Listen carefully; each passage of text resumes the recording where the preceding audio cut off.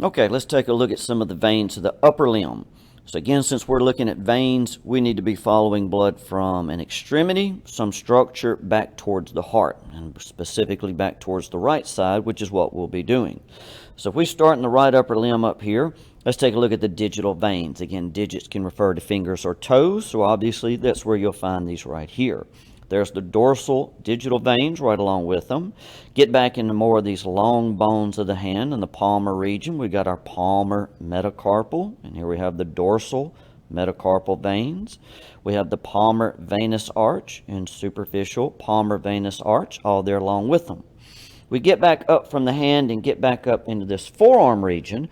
Well, remember there's always two bones right there, the radius and the ulna. Now remember, when you're in the anatomic position, your palm is forward.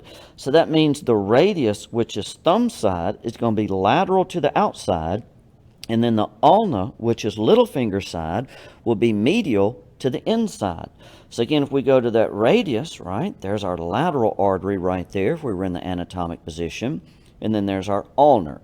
So there's our lateral and medial large veins coming back up through that forearm region.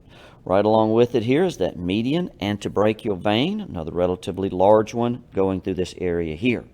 We move back up a little bit further, we can see our median cubital vein. Now you've probably heard of this one before. Often when somebody has blood drawn, this one found right in the front of your elbow is often what will be used. So as we move back up into this brachial region, we see our basilic vein, which is generally a little bit more medial to the inside.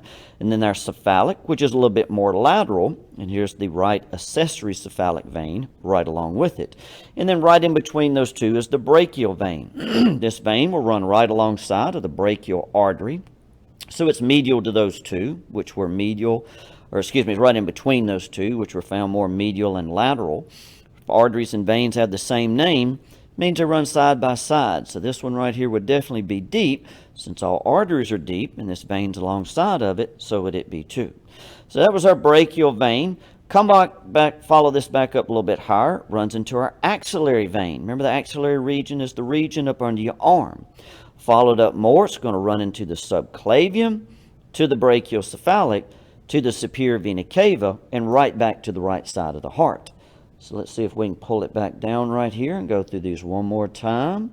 There are our little digital down in our fingers. Of course, we got the dorsal digital veins along with them. Palmar metacarpal, dorsal metacarpal, deep palmar, and superficial palmar.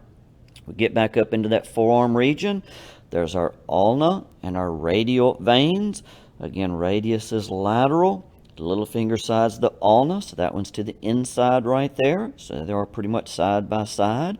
There's our median antebrachial. Come on up a little bit more proximal. There's our median cubital, good place to draw blood. There's our basilic, a little bit more lateral, a little bit more medial to the inside. There's our cephalic, a little bit more lateral to the outside with the brachial right in between them. And there's our accessory cephalic along with the other. Come back on up a little bit higher. We've got our axillary vein under our arm. Runs into the subclavian, deep to the clavicle. Brachiocephalic, superior vena cava, right back to the right side of the heart. And if you had started with the fingers over in the left hand, you would find the same thing.